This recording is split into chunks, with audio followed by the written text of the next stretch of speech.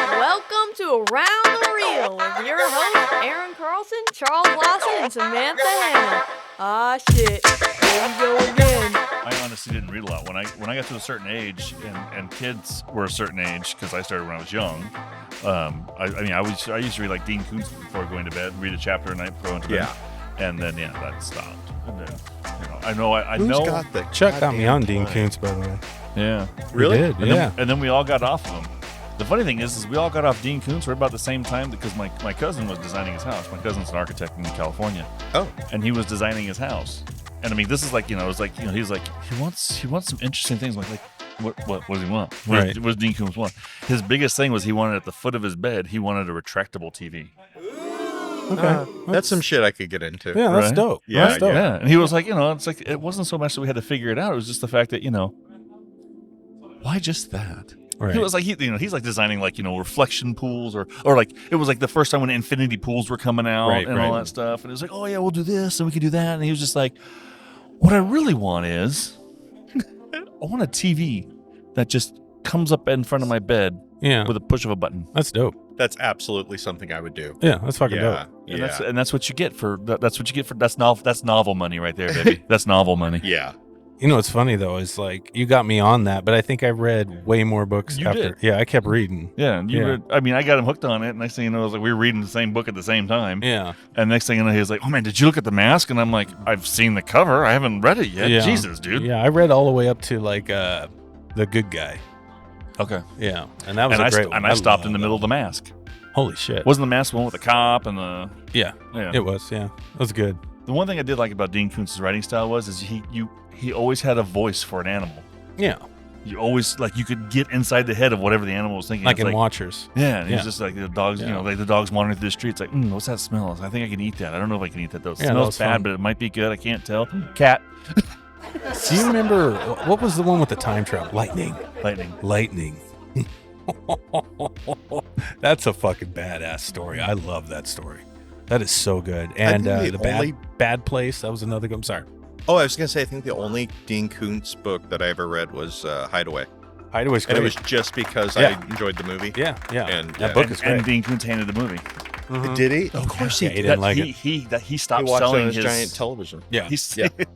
Well, they never built the house. Yeah. He stopped releasing his stories to be turned into movies because of Hideaway. Yeah. And I enjoyed it too. Me too. Yeah. The best one was Intensity, though. Even that series was great. Because McKinley, is that his name? Yeah. John C. McKinley? John C. McKinley. Oh, he was so good in that. Yeah, he was dope. But what if you could get the pleasure from the thorns? Him making the omelet. You really need to leave, sir. You're making me and my son uncomfortable. I love Dean Koontz. Yeah, he was good stuff. All right. Hi, guys. Hi. How's it going? Yeah, and you go and since we're doing stuff and talking because we're just talking because that's what we do. Yep, indeed. And talking about that same actor, the intensity he has in that movie, Intensity, to the character he plays in Identity.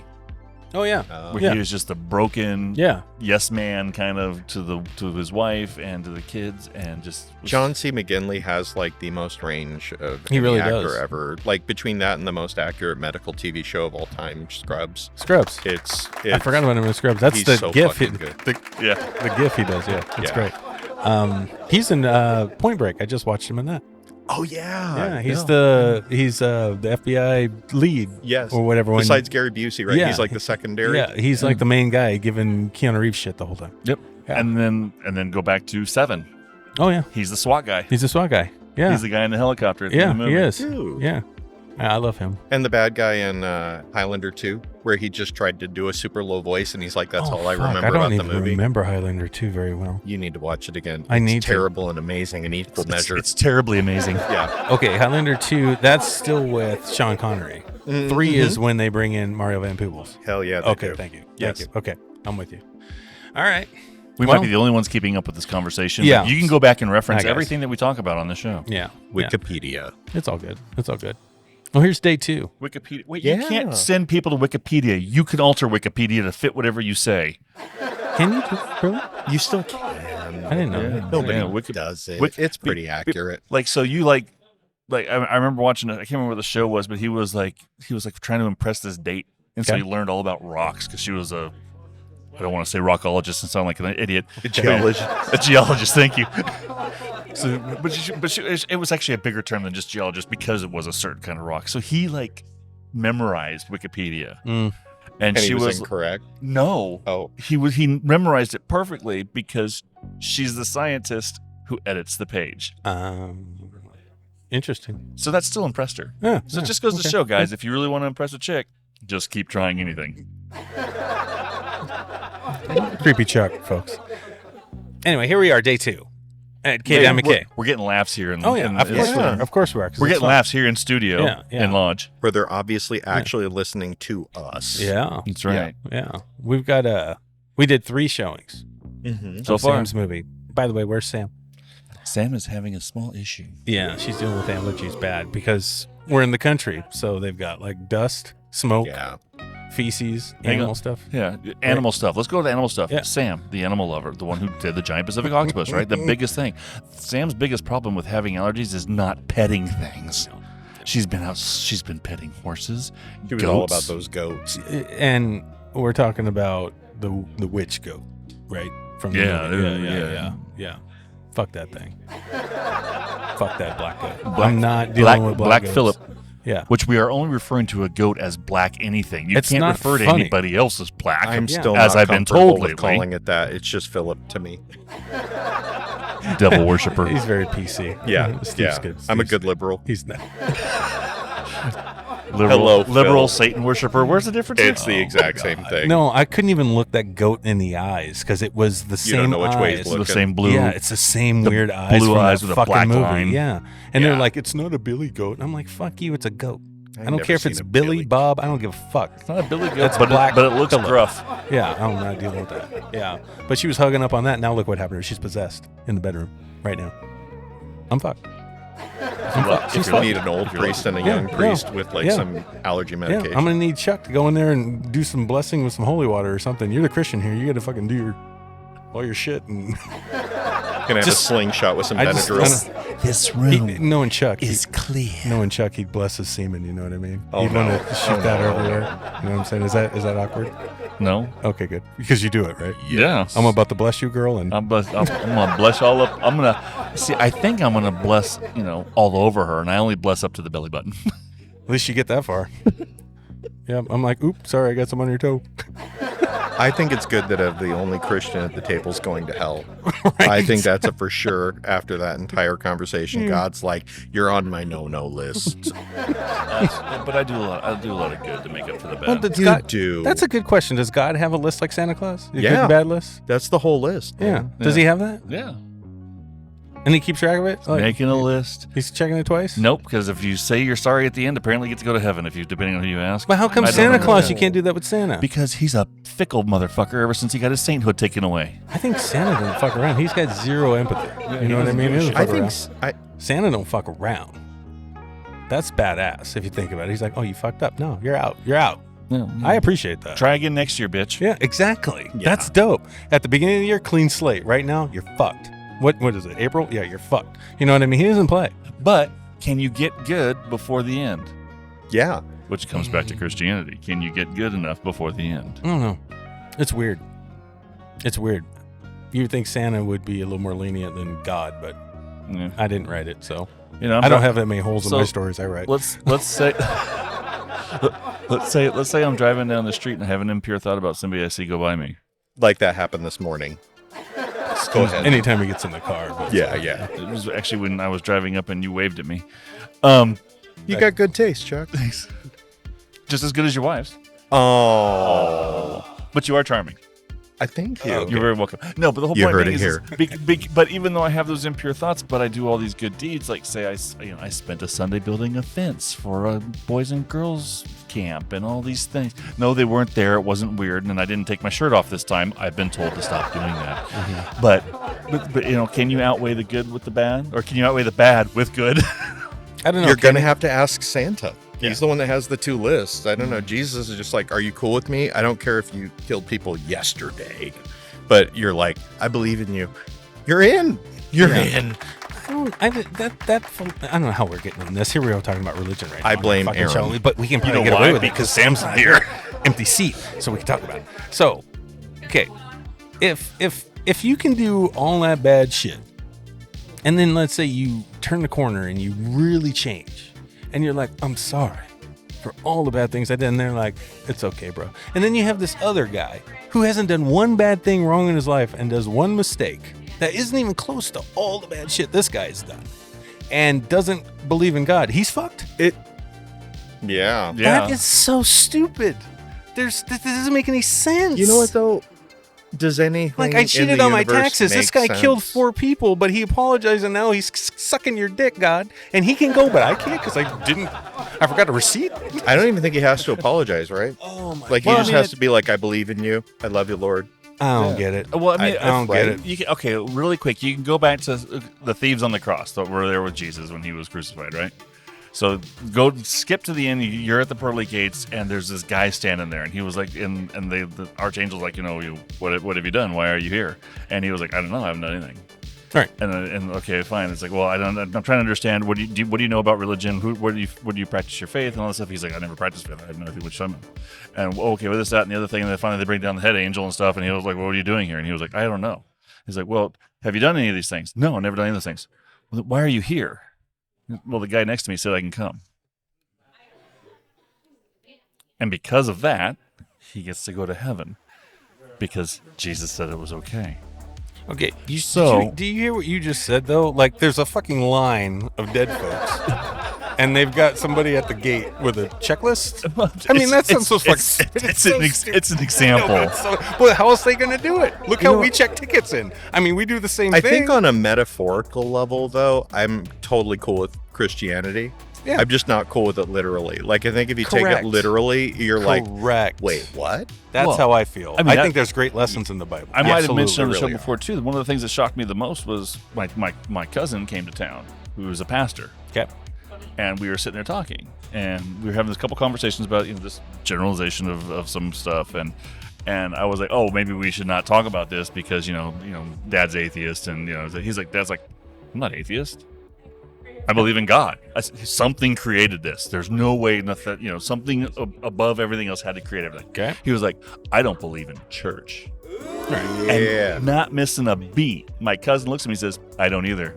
I just believe in relationships. Yeah. Well, and I was just like, interesting lines drawn there. And I got slapped in the face. I was like, if I was a bad kid, it'd be like getting slapped by mom and then getting slapped by dad. But in the moment, I was just like, hey, I thought my dad was an atheist. Mm-hmm. Come to find out he has faith. Shit got real. And I turned and my cousin came with the right answer, and I was just like, I get it. I mean, I same get thing. it. I mean, I'm relational. I only have ever liked a handful of churches I've ever been in. Most of the churches I go into, I was like, see, that's the problem for me, though. That's the problem. I don't like organized religion. Right. I can't stand it. Right. And I don't. I can deal like you're my best friend, right? We're brothers. Right. I don't mind you believing in God, but you're an individual. I can deal with people, just like George Carlin said. It's when you get a group of them together. Yeah. It's so gross. That's why I couldn't go to church. I sit there, I'm like, how is Chuck going to church? How do you deal with that? Where you just see all these people and you're like, oh my God, it's so fake. It's so stupid. No, it's the competition that gets ridiculous, though. It's like the competition within a church usually that gets ridiculous. Otherwise, you're like, if you teach, it's as you said, when you get them in a group, then they're like, well, no, I'm way cooler with God than you are. Yeah. And they're trying to say it like through their actions, and you're like, that's fucking weird. It's almost like a film festival. Well,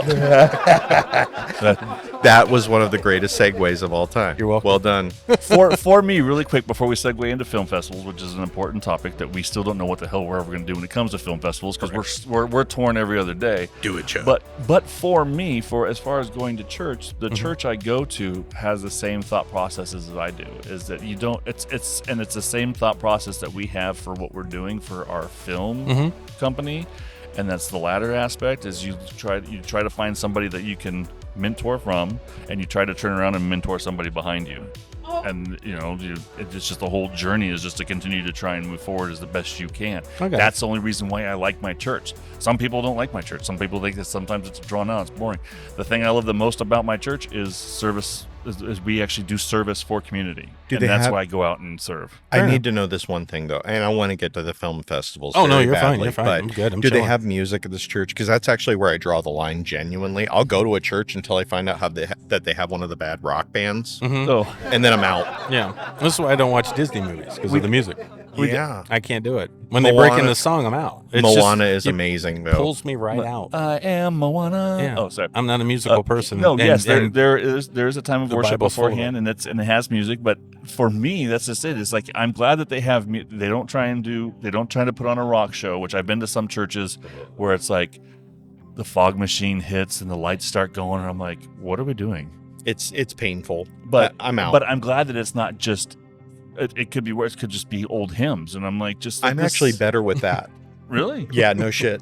I swear to God, I'm better with a bunch of weird sounding elderly people usually doing hymns than I am with a bad rock band. And I'm not saying that your church specifically has a bad rock band, but I'm guessing. What if they were like Striper though? You know what I mean? With the big hair back in the 80s. That's not bad. Yeah, that's not I don't have a problem with that. I like Striper. Yeah. But when they do it, anyway. Yeah. That's my one personal thing. Of course, having Striper on stage and getting us into heaven might be a conflict of interest. Maybe the guy that's checking in the tickets will give us a slide because it's Striper. You act like heaven's like going to Wild Waves or something. It's like, that's how it feels. It's like everybody has that image in their head. You get the pearly gates, and you just see a big line. Like, when is this fucking? Jesus Christ, this line's long, and you're just waiting. Like, I thought, is this eternity? Is this hell just to get in? Yeah, like, you're in purgatory while you're waiting. Oh, it's fucking ridiculous. It's like, do you think he'd be more efficient? He's God. Quantum physics would say like everybody should just be automatically able to do it. That's what I'm saying. You should just show up. Like, boink, you're there. You're like, oh shit, this is heaven. This is kind of dope. I'm in. How fast are we releasing this? What? This podcast? Yeah, probably sometime later this week, maybe next week. Maybe next week sometime. Yeah. So now that you're hearing it, that's one of those things. So this event this weekend, has me all wrapped into what's going on in my life and how everything's gone over the last year.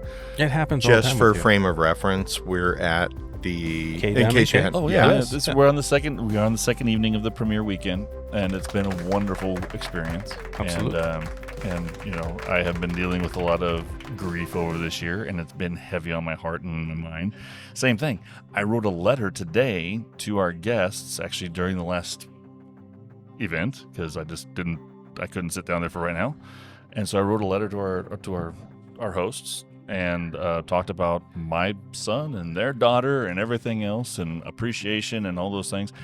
And so as far as what I'll share what I said to them with you guys. It's like, there is no gate, there is no fucking pass, there's no list. It's like, in my mind, I believe that there's a utopia, a heaven, whatever you want to call it, to where everybody who has passed on is still intertwined with our lives. So like the people that I have now met, they're now intermingling with up there, like it's a thread that everything is still connected to one another, so that they feel the love that we have for them all the time. So say their daughter and my son have now met somehow in that place that they're in. That's kind of how I believe, and that's kind of what I have to believe, because of the fact that I believe that there's more after this. And why do I believe that? Because I've done a lot of wrong in this, and I'm hoping that there's something more. Is it Lutherans that believe there's nothing? No. I'm a Lutheran. Yeah, they believe in. There's a group of people that believe that there's nothing. Atheists. There's another group. There's actually a religious group where they believe they believe in nothing. It's just it's over. It's done. And if you ask somebody, because I did at one point, like, well, how do you, what is that like? That's fucking scary. And you know what they said? They're like, well, do you remember before you were born? And I was like, no. And they were like, well, it's kind of like that. And I was like, oh shit. See, that's oh shit, right? That's it. You wouldn't know. It's over. Yeah, it's over. I think that's like just where I click out. I'm like, I don't want to fucking know. It's crazy. I hope Chuck's right. Genuinely, in my heart, as an atheist, right. I'm like, I'm cool with the whole thread and everything, even if it means that I got to listen to fucking harp music by weird old white people in the middle of nowhere. Why does everybody have to make everything seem so weird? I'm just thinking that I think that we all are humans, and we have this tendency to believe that we're so special that we can't just end. We all feel entitled deep down. What, though? We don't want to die. I don't want to die. Can I break down some cool shit with you, though? Please do. Okay. So I talked to a physicist once. Okay. And he believes that we live in a cyclical universe. So basically the Big Bang ends up being the beginning of another Big Bang, and so on and so on and so on for fucking ever. And the idea of a cyclical universe is that it may take 1 trillion times, but basically everybody ends up repeating anyway. So we kind of have an eternity one way or another. Like When Dreams May Come, Robin Williams. So in a weird way. We're in the Matrix? Yeah. I mean, no, it's not a simulation. But it was like when I heard it, I was like, so you mean like in a trillion trillions of years, I'll probably end up in some weird way being reborn. And certainly the same matter will keep exploding over and over again. So we all just keep living anyway. Interesting. So on an atheist level, I'm still good. Fair enough. Film festivals on that note. Yep. Let's go. All right. So what about those things? So like here we've got this documentary that Sam has created, which is great. We've had 3 showings now. 'Tis fantastic. Everybody's loving it, right? I know Sam would be someone who'd want to test the film festivals, but I think that we have encouraged her not to, and to just get it out there to the world. However, is that the right thing to do? Well, I mean, really quick going off what you said, because you said we have. No, it has been we have, because I'm on the same boat. It's like, okay, so you always seem more like where she's at, like you're not sure.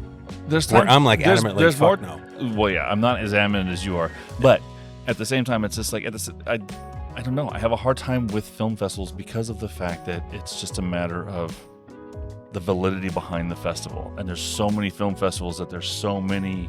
Like if Tribeca called up and was like, "We want your film," I'd have no problem. Would you? Right. What about or Sundance? You'd be fine, right? Right. What about you, Steve? If anybody showed more interest in us than us pushing us, it's like you can for $250 you can submit your film to these 10 festivals, and that's the capitalism of it. And I'm like, correct. Yeah. But does anybody want to see our shit in the festival? Yeah. I don't know. I mean, I enjoy having the intimate audiences. We had 40, 50 people like we did on these couple days. Then 40 or 50 people in the theater. When I know at that point we could be on a streaming platform where the potential of millions could watch it. Right. That's how I look at it. But what kind of networking opportunities come from that? Well, and that's a good point. Yeah. But, like I said earlier before we were talking about this, that's what this podcast does for us that those film festivals can't do. We have a platform where we can meet anybody we want almost. If they want to be on, we can be on. I think it's not necessarily exclusive, though. And I'm not necessarily sold on film festivals. I hate going to things in general. I'm shocked I'm here. It's the general aspect of people that I think he has a disdain for. Indeed. I really enjoy my couch. He's not an atheist. He hates fucking everybody. Yeah, it's not just God. All of it, yeah. All right, good for you. This is what I love about doing a live podcast with people. This is fun. And this is what alcohol does to people. On. Yeah, it's good. It's really good. I completely blanked. We were talking about how much you hate people and God. Yeah, but no, I was going to say they're not necessarily exclusive. Thank you. I'm so glad I remembered. Yep. So it's not necessarily exclusive. Wouldn't it be cool to know that you have this networking opportunity that you do every week? Yes. And you have for a very long time, and know that like a video game, it's kind of a force multiplier. Mm-hmm. Like you get to meet people and they get to be like, oh, the guys from Around the Reel. Right. And you can actually get FaceTime with people. Mm-hmm. And I think honestly, they don't necessarily have to be mutually exclusive. No, I agree. Yeah. I think it would end up helping quite a bit. You'll know quite a few people probably that have been on your show. Yeah. No, you're right. Yeah. You're right. Well, I've thought about that for some of our local film festivals is like, rather than submit to them, what if I submit us to them? What if I submit, how would you like to have Around the Reel be a panel part of your show? Mm-hmm. Yeah. Mm-hmm. No, or just show up. I would do that. Honestly, just show up. Show up at an after event. I'm sorry. Well, they're not very big, but if you don't buy a ticket, they don't let you in. I mean, you can buy a ticket. You just have to pay $250 or whatever. Well, Sam's got a great relationship with a couple people who are a part of SIF, and some of the guests we get are from people who are going to SIF because they're promoting SIF through this show. Right, and their stuff is in the festival. Yeah. I would like to go to SIF. Yeah. I think we should go to SIF if we can. It'd be fun. I've never been there. I have no idea. I mean, I'm not opposed to going. I'm just kind of like, put my movie in there. I want to see it on the. I want to stream that fucker. I want to see it up there, like where people can see it. I think honestly, like I don't know. I went to an after party, and this way back when in Colorado Springs, that when I lived there at the time, I went to a couple of their film festivals, and like they have these like little genuinely just networking parties. Okay. And I feel like if you were like there and you just kind of threw some peace signs, be like, hey, Carl Covington, hi, how are you doing, man? And like I feel like you probably would find a lot more networking availability, just being like, hey, we're here, we paid $50 to get in too. And you don't have to worry about no fucking screening. No, I get it. Yeah, that makes sense. I don't know, I'm not selling it. Like I said, I don't like giving off my couch, but well, I mean, but no, I mean, yeah, the networking concept gives you an idea to have a chance to meet somebody that you didn't know you could meet at that time. Right. And whereas opposed to being on the show, it's either people who know who we are or people that we want to invite to the show. But the venue, it's just, I don't mean to cut you off. It's just the venue thing gets me. It's like most of these filmmakers that go to these things are in that competitive mode. You know, they want to win. They take it fucking serious. I genuinely think you might be projecting there, though. Because it's so gross, though. So do I want to work with somebody that takes it that fucking serious? You know what I mean? Like, it's art. We can't judge art. Well, it depends. It depends on how you want. I mean, we've had our team grow. Yeah. And some of them take it serious, and some of them take it to the point to where they can't get out of their own head about their work. No, that's. but Cheers, Chuck. I was looking at Sam. She's not here. Yeah. But there's some humility to certain people that wouldn't even think about wanting to. My goal is to be an award-winning filmmaker. Then it's just it doesn't mean anything. Well, it doesn't mean shit. Even for distribution, what I have heard, I have no fucking clue. But what I've heard is that for the most part, it just ends up saying that you're maybe better than 15% you know, or like, and if you end up having an award, it really doesn't mean dick. Put it this way: when we do deliverables on like Film Hub or on Indie Rights, the film festival thing doesn't have the red asterisks on it. Right. Which means you don't have to put anything. Right. Which means it's not that important. Yeah. Right? No, for distribution, it doesn't matter. That's what I get. Yeah, it doesn't matter. But for later distribution, if you were trying to get a better deal or whatever, just saying, hey, this went through some kind of basic process where somebody watched it and thought it was better than even one other film, that ends up becoming a 50% kind of thing. Like I am in the top 50% or whatever. And you could call that competition. Right.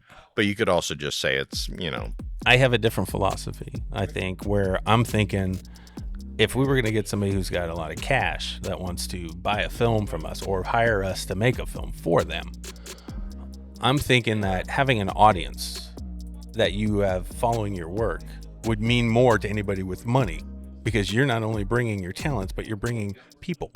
Yeah. Right? That's why we're doing YouTube. Right. That was my whole point. You know, if I can go, hey, we made these movies that we are doing with this little amount of money. Imagine how much money if we had it, we could make this type of movie. But just think about it, because if we go back to when we didn't have any money, look at all these motherfuckers that watched our shit that like it. They follow us. We created that out of nothing. Right. Yeah. I think it means more validity to your storytelling, your filmmaking. That's how I feel. Well, I mean, there's been plenty of times. You know, instead of going, hey, I beat these people at fucking blah blah blah, and they're like, there's like 20 people that went there, bro. Well, I mean, okay, so we just recently had an in-house conversation, and I'm going to share here because one of the people who are part of our in-house team have been in the industry longer than us, right? Or in a higher position in the industry other than us. But the whole point being is the fact that it's like there are people out there who are winning Emmys who do not have the quality of content or even cinematography that we do. Right. And the whole point being is that's where he says is like, you have to put something out there once in a while to show people that this is where you're at. Correct. Yeah. Correct. Whether it be going to a film festival or just putting it into the Emmys or something, you know, just to put something somewhere, or spend the $3,000 to dump it in LA and show it in freaking the Chinese theater. There's two different audiences I think filmmakers forget about. There's the audience that are consumers that want to watch your content, and then there's suits. Right. Yeah. We don't sell to the suits, and that's what Kelvin's talking. Well, and the total part of what I've been watching over the last maybe 4 years since COVID, really. I mean, the whole thing's kind of imploded anyway in a lot of senses. Yes. And suits aren't terribly important. And I think that used to be the way festivals used to really get by, is that you'd have a lot of buyers there, depending on the festival. Right. But there's certainly something to be said. I mean, just for the networking alone, just to be like, hey, you go to SIF and you end up bumping into a lot more people in your area. I think that's valid. I think that's great. Yeah. And I think if you just go in with that and you throw the competition mindset out the window and you go, hey, it's not really about winning anything or even being selected wherever. Just being a part of the event and celebrating with other filmmakers. Yeah. No, I give you that one. So I've got nothing wrong with that. Let me play devil's advocate. Okay. So if you go on the SIF website, as it gets closer to the event, you know everybody who's going to be there. Yeah. Whether they're in a booth or their movie's showing. Us having the platform that we have, what prevents us from going out there and asking them to come be on a show the month before SIF starts and say, hey, you want to talk about your movie before you jump on SIF? Right. And I think you'd end up in the same place. Yeah. And that would be fine. If you did that as an actual strategy, I think it'd be perfectly fine. Great. Maybe Here we go adding work to us again. Maybe that's my biggest problem. I'm not going to do it. Chuck, that's all you, buddy. I'm too competitive. But I think that's the problem why I don't want to be a part of it. Because if I compete, or if I put a movie of one of ours in a film festival, I want to win. Well, I want to fucking win. And if I don't win, fuck them. I'll get mad. So I'm competitive that way. Don't most film festivals though have like playing out of competition submissions? You know, when someone gets Best Picture and you don't, I'm like, fuck you. Mine's the best. That's how I feel. But I think everybody should feel that way who makes this stuff. You got to believe in your product. You got to believe in you. It just gets weird after that. Forgive me, but aren't you contradicting what you just said earlier about the whole fact is like, this is the most important thing. This is the only thing that matters is I want to win. And you just said that if you put it in there, that's how you feel. No, that's true. That's why I don't want to go. That's why you don't want to do it. Correct. Yeah, I do think there's a certain, and there's nothing wrong with being competitive. No. But I do think that a big part of how you see film festivals is probably projection on a certain level, because you're probably thinking of it truly as a competition first. And I think it's really just a place to be where you bump into more filmmakers. And you're probably right. I bet you if you showed up to SIF, you'd know 15% of the people just showing up in the room. More than likely. Yeah. But then I'd see him and I'd be like, God, you guys are just like a church. Look at you. Just a group of fucking... That's how I'd feel. It's like, you know what? I like filmmakers individually, but a group of them? Yeah. You'd be like, fuck your rock band. Yeah, I'm out. It gets weird. It just gets weird because everybody's so... It's like high school. They get all fucking cliquey. It's just stupid. It's just, I mean, that's true. Stop it. That is the one thing about our industry that does drive me insane, is when you get the groups of people who just, do their thing and don't think that anybody else can become a part of it. And it drives me crazy that people may think of that way about us, and we're not, because we'll help anybody. We'll pick up the phone and call us. Yeah, and they won't. Message or email. Fax. I think that comes to what we were. By the way, Aaron and I were actually talking about that earlier, where you have the thing where you're like, okay. When you end up bumping into other people like creatives or such, where you're like, I want to pull things out of my ass. And when you get 20 people trying to pull things out of their ass, and then they hold them up next to each other, and those things that you just pulled out of your asses don't match up. They don't smell good. Well, that too. But you're like, these things don't look alike. What's going on? Like, I'm worried about this costume thing over here. And there's like a natural level of grumpiness toward each other going, dude, fuck you. I'm in charge. I pulled this thing out of my ass. You start building it, or you can get the fuck out. Right. And that's where the clickiness comes from, I think. Yeah. I actually saw a post that someone shared from another filmmaker who made this post about actors. And he literally, this guy sounds like a sweetheart. You'll love this. Like, this director literally will have his acting crew, and if they're goofing off or if they're making mistakes in their takes, he will dock their pay. Because we're not here to waste time. So if you're not taking it serious, and if you don't know your lines, you're going to lose money for every mistake you fucking make. That's how he runs his sets and his films. Ooh. Isn't that a fucking lovely guy to work for as a director and filmmaker? It's a true post. I saw it. I was like, what the fuck is that? Like, Can you imagine, like, oh, you got your line wrong? Oh, shit. Yeah, Chuck, grab the clipboard. Minus $100. Yeah. Right, I think that's the extreme. They now owe us for being in the film. Yeah, exactly. You owe us $675 for that's like that associate producer kind of trick, like on crowdfunding. That's the newest thing. You're like, just show up to my set and then fuck off, and I'll charge you for it. That's going to be the new way of getting money together. These are the type of people I don't want to run into in a film festival. That's why, like, we just do our thing. We'll make our movies and get them out there and see what happens. I don't know.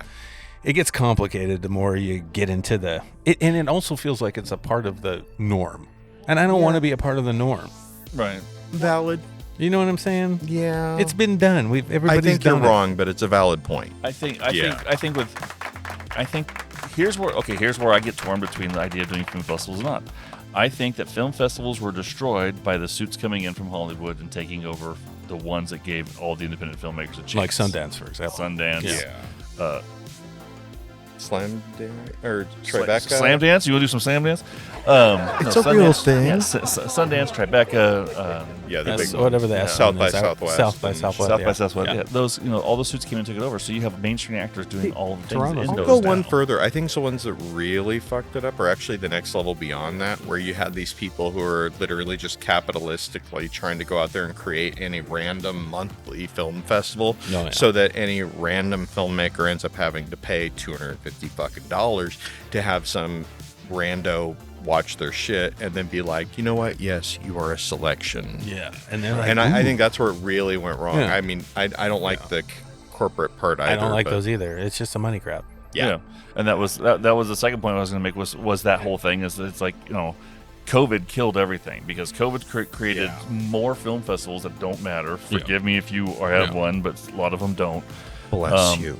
But at the same time, also, COVID also destroyed the experience of going to a film festival. So now everything became so digital and it's online. Going back the other way. It's getting there, but it's going there slowly. I hate that everybody always says that about COVID. It's like COVID killed everything. Yeah, okay, we're out of COVID now. We should be able to change it. Right. Yeah. COVID's over.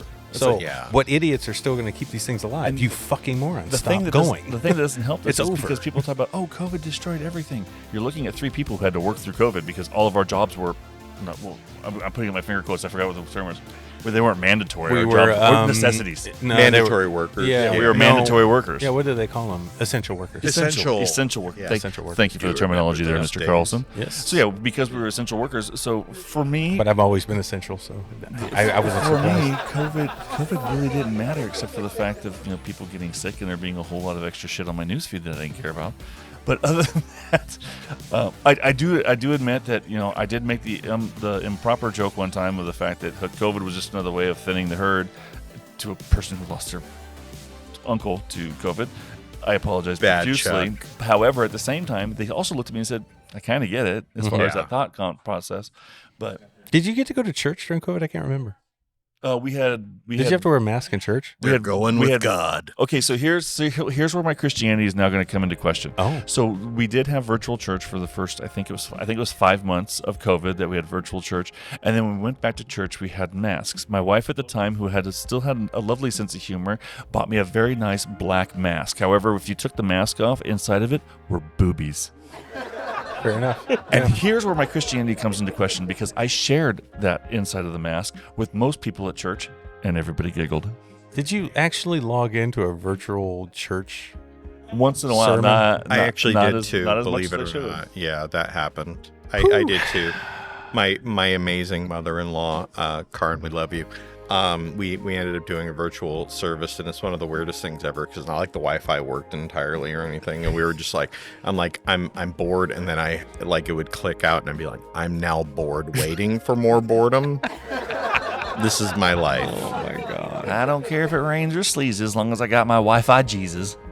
You would definitely think that you would get the best Wi-Fi, like God would get your back on. No, he doesn't give a fuck, does he? If you're in Podunk, you're in Podunk. God has nothing to do with Comcast. It's 50-50. He may or may not. It's just like Joe Pesci said. Oh my Lord in heaven! But no, yeah, I mean, it created some interesting experiences. It created some challenges all across the board, but yeah, that was one of those things. It was just like, everyone's like, oh, you can't go to the store. It's like, motherfucker, I'm remodeling my house. I'm at Home Depot every day. Yeah, I don't miss. And that I had a shit. preferred card, so I didn't have to wait in line because 6 feet apart all the way around the fucking building, and I'm like, preferred customer. Thanks, bye. My skin has genuinely still not quite recovered from wearing an N95 mask for like 6 months straight at work. Fuck COVID. Yeah, like, anyway. Why was I the only one that seems like I didn't care? Like, I liked it. Okay, tell me two things though in the past 3 years that you did genuinely care about enough to be like, I care. Yeah. No, you have a blessed headspace, brother. No, it was weird. There was something about the whole thing. Like, I remember sitting at work. I was working at the bank. Oh. And we were essential workers, right? So I'm like, wow, no customers come in here, but I'm in here with 3 other people, my other manager and a couple tellers. And the customers can only go through the drive-thru, and they're shooting their shit back and forth through the tube, all that. And I'm sitting there looking out the window, and I see hardly any cars outside. I'm like, wow, this is the end of all normality. Yeah. You know what? It's about fucking time. That's how I felt, because everything is so fucked anyway. Sometimes when you draw a picture and you fuck up, what do? You crumple it up, throw it away, and then you get a fresh sheet? That's how I felt. Like, this may be a chance to fix stuff. Yeah, and all it turned into was more virtual meetings. It's just all a bunch of weirdness, and and more of them. But they're just good things. I mean, some people realize, you don't have to go to the office to work. You can actually work from home and still get the same amount of work done, if not more. So there's good things did come out of it. But managers, at the same time, I bet, were pissed. The only people I felt bad for were the kids. That's it. Yeah. The kids are the only. I could give a fuck about everybody else who are adults. It's like, oh, fucking grow up. Take it. But kids they couldn't go to their graduations. They couldn't do their sports. They couldn't go to school. They were on their beds in their rooms just like, woo. And I know how boring it is when you have to do a virtual fucking for 6 hours straight up, just like watching a teacher. The worst thing ever. Bless all teachers. Yes, I felt bad for the kids and teachers. Yeah, but other than that, everybody else can fuck off. Grow up here. You're fine. I ended up telling, and don't ever. I mean, I'm on a podcast, but I was like, don't tell anybody. Don't tell anybody, guys. But I straight up told my son at the time, who was like 5, I'd be like, just fake it. Like they were doing PE and making him do like push-ups on the ground, but it was off camera. I'm like, just fake it. Just fake it. Yeah, just Nobody fake it. gives a shit. Yeah. Eva had swimming class, and they had her running in her room. Yeah. He did. It's like a Wii, man. Just and move she your was arms. doing it, and I'm like, bruh, you're in swimming class. And she's like, I know, but this is what they want me to do. I got to be on camera, or I'm going to get it. You just got to go by camera. I'm like, do your thing, girl. Let me close the door, though, okay? And that was fun, too, because, my kids, I only had one kid in school during COVID. Mm-hmm. But yeah, that was the horrible thing for, like, my friend's son would log in, turn off his camera, recorded his voice saying, and went outside and played. So every 30 seconds, Wow. Oh, it took him 2 weeks to get caught, and he didn't do anything. Dude, I'm not kidding you. If I would have heard that from you back then, I would have totally told Jimmy to do it. Yeah. That's kind of gangster. But he was like a freshman in high school. No, that's like Ferris Bueller, bro. That's brilliant. It's fucking brilliant. I could have edited that shit together too. Like we could have made it work. That's genius. Yeah, Ed Rooney chasing him down soon. Boom. All right. Well, I don't know what this podcast was about today. But life experience, like existence itself, it happened. Yeah. I mean, we had a plan. We told everybody. We're like, hey, if we got an extra seat, anybody want to talk about the movie? Come on over. Was gonna come over here and join us. They're drinking. They're talking. They're doing their own thing, and I think they're terrified. Well, they're afraid. It's intimidating, is what it is, and I understand. We got Steve here. He's an intimidating guy. Right? Yeah, you really you stand in front of these things, and it does look a lot like a robot penis, and it's hard, no pun intended, to just keep talking into it and pretending everything is okay. Why do you think I keep my hand on it now? I love this. I was gonna say, when Aaron comes up with the left hand behind it, we know we're all in trouble. Just cup the bulls. I love these new mic stands. They're cool. I could do this. This is badass. Yeah, it's no joke. Shame. This has been an amazing weekend, though, doing this. Oh, yeah. I've had a blast. I mean, this is a lot of fun. Watching everybody watch something that you create. I know Sam is humble, but she made a great movie. Yes. And fantastic. And premiering it out here in this county where most of the people understand it, it couldn't have been a better venue to do it in. Right. Just because, I mean, this audience is going to back it no matter what.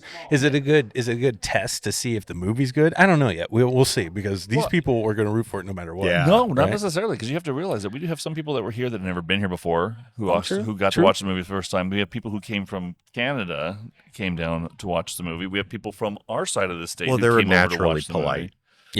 Yeah. That's true. That's true. Yeah. So we'll see. We'll see. But you know what? No, sometimes Sam rocked it and Aaron rocked it. Like, as much as we helped, so to speak. You guys did. Yeah, but you and Sam built that film from the beauty of this place, and everybody should go to the Diamond K if they get a chance. But it's a beautiful film that you guys kind of pulled out of your bottoms, and it's beautiful. No, thank you. I can only imagine the evening sometime once in a while when one of them are fading off to sleep, and they're like, "Oh my god, I just thought of something." I was like, "Fuck, what? Okay, can we talk about it tomorrow?" You know, when we were out here, though, I got to give props to Raven Parsons. Okay. And Tyler Darko, because when we came out here for that week, almost a week, those two guys were savages out here getting footage. They really were. Like, Tyler, I was like, hey, if you're in the mood, grab the black magic out of my bag, do some shit, and just go film some shit. Yeah. He's like, do you want me to film it? I'm like, Tyler, we're making a documentary about this place. You're a filmmaker. You're here because I trust you. Go film your shit. And it shows that. Yeah. Yeah. And he filmed, and there's a lot of shots that he filmed that are in this movie. Yeah. Raymond, same thing. I'm like, hey, Raymond, what are you going to do today? He's like, I'm gonna take drone up in the morning. I'm going to get up before anybody. I mean, those early morning shots that you see with the fog and everything, he was up at 5 a.m. He's a beast. He's a beast. He was up here all by himself. You know, he did so much great stuff. So it's without those guys' help, there would be a ton of footage we wouldn't have, because I was running around with Kathy the whole time. Everything with Kathy was me. Right. Yeah. Like, I tried to stay with her as much as possible, but you know, when we actually got her to sit her ass down, you know, then we had 2 cameras on her. But you see how she is out here. She's doing everything. Yeah. I was right with her. Yeah. Yeah. And Sam was too. We were just piggybacking off of her and everything she was doing. So, I mean, it was a hustle, but those guys really got a lot of stuff that there's no way I could have done by myself. You know, I keep forgetting to ask, did you use the boot in the window shot? Boot in the window shot. I remember a post when you guys were making it, and he set up his camera, and he was shooting out. There's some of the hallways are lined with boots for when you come to be a guest. Oh yeah, yeah, it's in the movie. And so but the whole thing is he set up this shot and he waited for the 25 minutes as the sun passed through to cascade properly through the window. Yeah, he did. The boys got a commitment, which is why we love the fact that he wants to play with us. It was that hallway right over there, the one going down towards the room I'm in now. About, by the way, Tyler or Raymond? Oh, Raymond. Yeah. Cinematography wise, he's looking for that cinematic shot. Yeah. And he waited for the light to come through the window. Dude, talk about a guy who just loves it. I mean, Tyler too. Tyler too. All y'all motherfuckers. Mm-hmm. Yeah. They do. So when we came up here, I mean, Sam and I got a lot of interviews done by ourselves when we came up here that one weekend. Yeah. And it wasn't hard. It's just interview setups, right? So no big deal. We did get some footage of her running around. Everything with the chickens that you saw in the movie, the pigs, some of the cow stuff. That was the first weekend. When we came out here with those guys, it was a little more in depth. I think Kathy started to understand how this worked, so she was ready. Like in the morning we got up, she's like, breakfast and we're going out. I'm like, Jesus fucking Christ.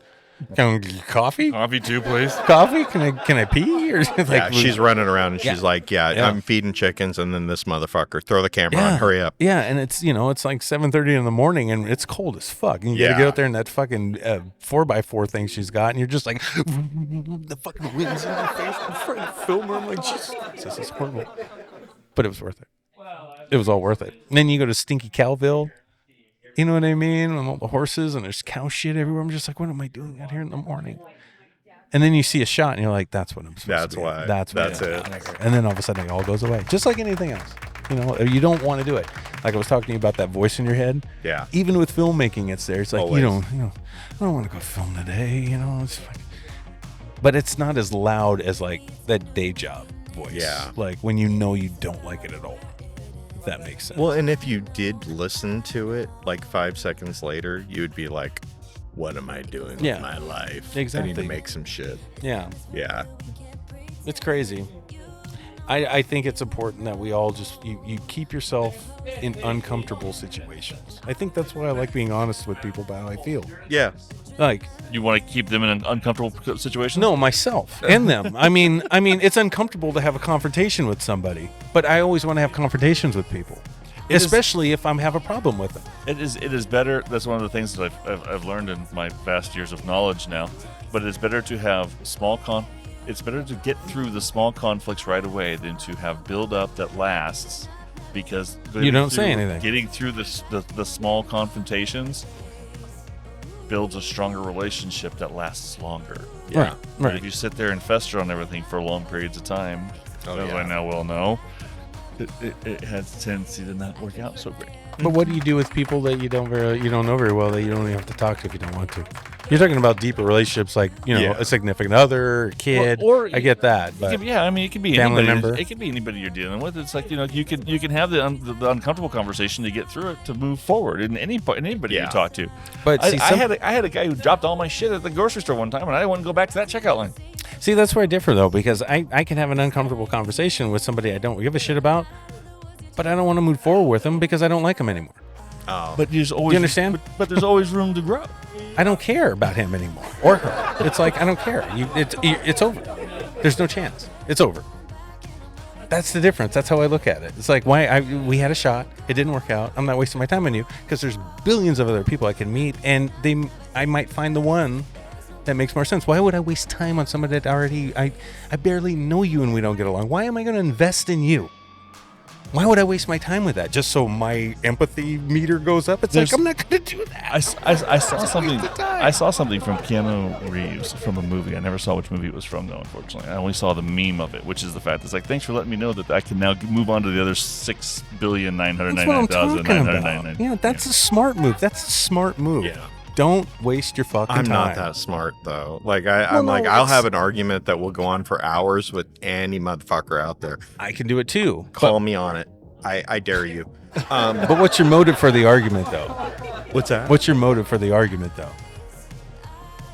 That's a goddamn great question. See, I know what mine is. There isn't one for me. Okay, there isn't one for you. There is for me, because I want to make them feel bad. Or because I don't like them. I already don't like them, so I'm like, okay, we're gonna have a little debate here and see who wins. Because if I can make you feel stupid, if I can get one over on you, you're gonna feel smaller and smaller. You're gonna get more mad, and I'm gonna actually like that because you deserve it because you fuck with me first. That's how I feel. I don't think most people see that though. Like I feel like if you have that, I feel like everybody. I don't know. Like I feel like that's why Sam says I'm an asshole. See, I don't think you're an asshole. But I'm a competitive person. That's why. I think like the idea of most people, I think if you have to actually be friends or at least friendly for somebody to ever admit they're wrong. Mm-hmm. And if you aren't, they're going to hold to being a dumb shit no matter how they work out in their life. They're just going to be like, I'm still right. I don't care what logical fucking fallacy you threw in my face. Right. And I know that. And that's why I play that game that way. I just play by the rules. Yeah. I mean, there's rules to every tier that you're in with someone in a relationship. Yeah. And on that tier, when I barely know you, it's like, well, there's really no rules. And really overall, I'm going to say, I think it's a beautiful thing that Sam, who directed the amazing documentary, A Will and a Way, has not killed you in my sleep. And I'll put my wife in that category too. Thank you, honey. Yeah. I'm shocked any man makes it longer than about a month. That's true. No, I'll give you that. But the thing that she won't admit, and now I can say it because she's not here, is that she needs someone like me in her life. Or she would get run the fuck over by people. Because she's so empathetic and she so gives herself to everybody too much, and she doesn't think about herself. Yeah. Well, I mean, I can't do that. I had this conversation with multiple people actually in the last couple of weeks. It's the fact that it's like, what's the most important thing that you do? And it's like, care for others, help others, and stuff like that. My daughter's the same way. Yeah. My girlfriend's the same way. I was like, but who do you take care of first? And then they start thinking about who they're going to take care of first. It's like, if your answer is not me, you don't have anything to give to anybody else. You have to take care of yourself first. That way you can take care of more people. It's common sense. It goes back to the conversation we were having earlier. Was it earlier or yesterday? Jesus, the other Christ. podcast. Was it the other podcast about the whole thing? It's like, it's like, stop and take time for yourself, and then you'll be better at what you're doing. Yeah, I think that's in relationships, in work, in business, in life. Yeah. Mm-hmm. Take care of yourself a little bit better first. I think that's really beautiful, Chuck. I've never subscribed to that once in my whole goddamn 43 years on Earth, but I think that's a beautiful thought, and you should keep doing that. Yeah. And everybody listening should do that. How come you can't do that? I'm stupid. I'm a fucking moron. You're not stupid. No. You're super smart, dude. Yeah, his profession broke his mindset of being able to take care of himself first. Yeah. No, I thank God that my wife's a happy person. Because, like, honestly, if my wife was not a happy person, I'd be like, "You caused this," and that's some sick shit. No, I get it. If she ever one day becomes like genuinely depressed or angry at me, I'll be like, "I did this," and I know I would. I'm an idiot. See, yeah. So you have your own darkness too, then.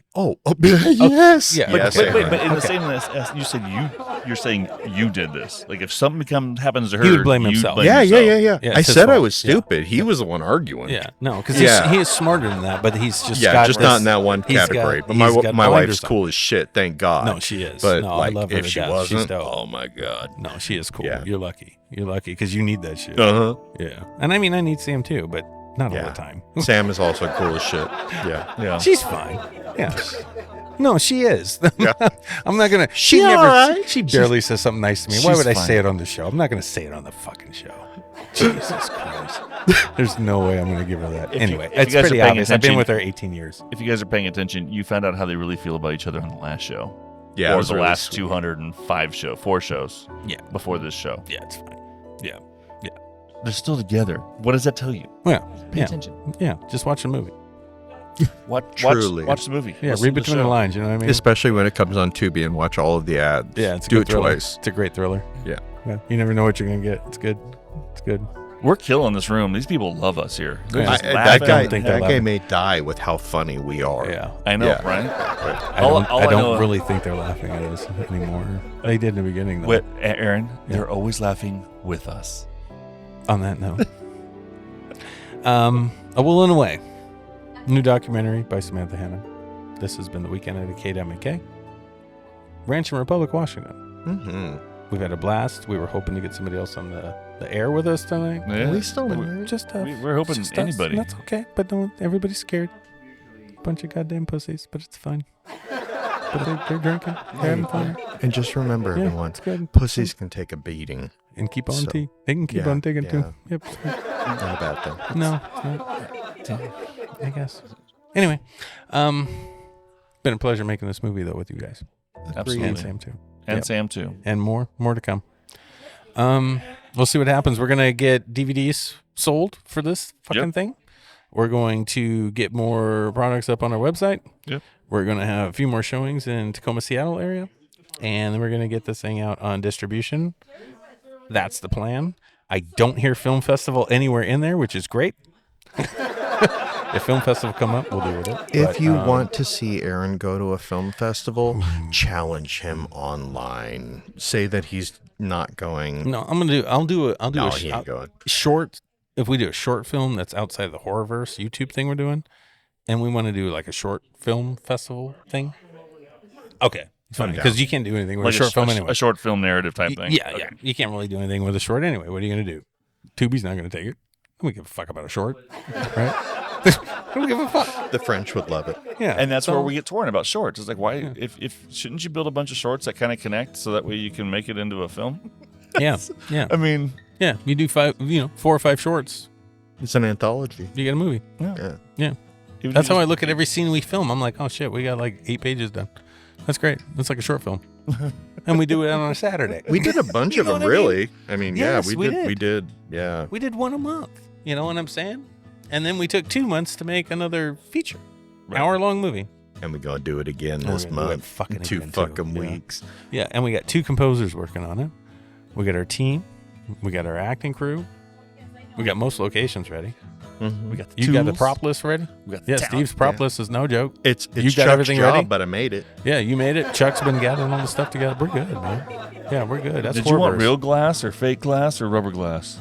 If I'm not being touched with it, I don't give a shit. You just talk to whoever. I mean, what would you prefer to be touched with before we end the show?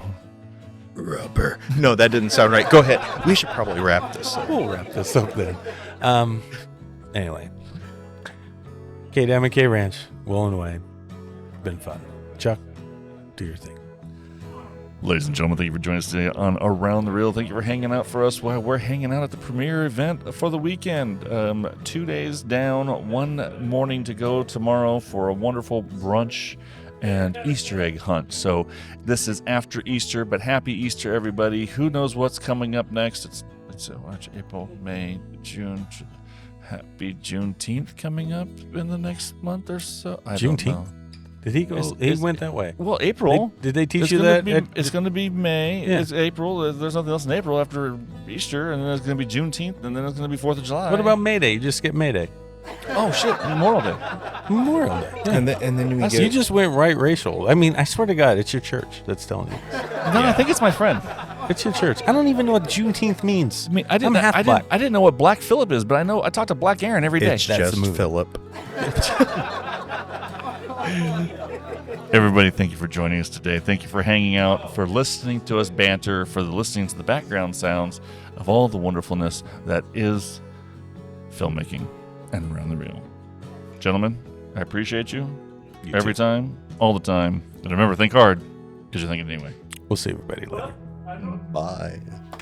For those of you that want to be a guest on Around the Reel, please email Sam at aroundthereel253@gmail.com. That's aroundthereel253@gmail.com.